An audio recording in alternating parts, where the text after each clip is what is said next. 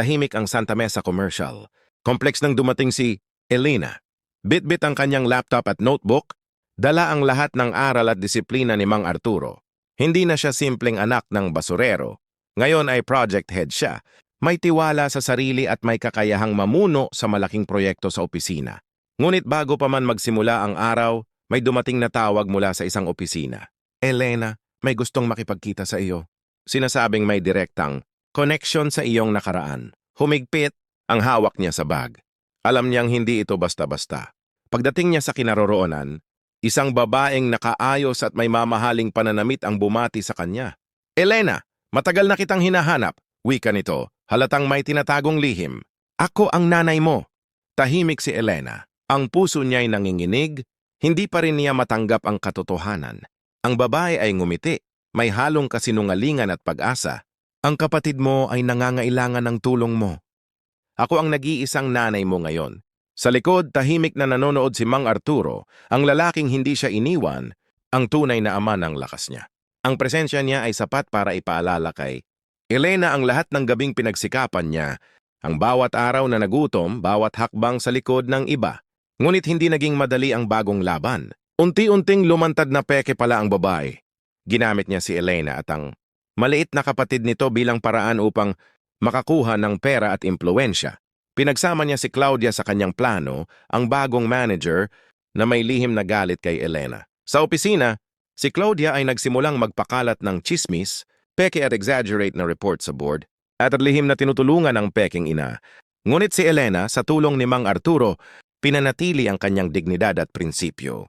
Hindi siya nagpatalo sa galit, paninibugho o pandaraya. Isa-isa niyang ipinaliwanag ang katotohanan sa board at sa mga kasamahan. Pinakita niya ang tamang datos at integridad sa bawat hakbang. Ang buong opisina ay napatahimik sa bawat salita niya.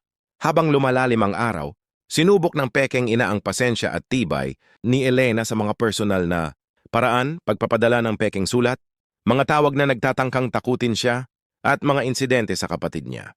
Ngunit bawat hakbang ni Elena ay matatag, bawat sagot ay may prinsipyo, at bawat kilos ay may pagmamahal sa pamilya at sa sarili.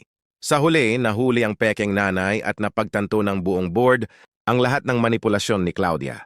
Nahirapan si Claudia sa kanyang panlilinlang, ngunit ang tunay na tagumpay ni Elena ay nakaugat sa tibay ng kanyang puso at integridad.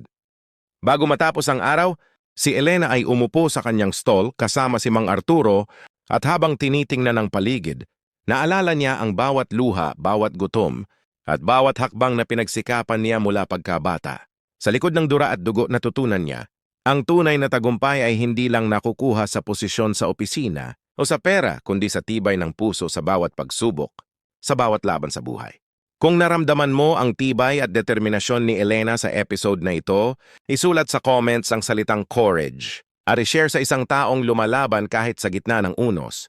Maraming salamat, ka-smart, sa bawat minutong ginugol ninyo sa kwento ng sa likod ng dura at dugo. Abangan ang susunod na kabanata dahil may paparating pang mas mabigat na pagsubok at bagong anino ng nakaraan. Gusto mo bang makasave sa binibili mo? Bumisita sa Smart Save to Shop.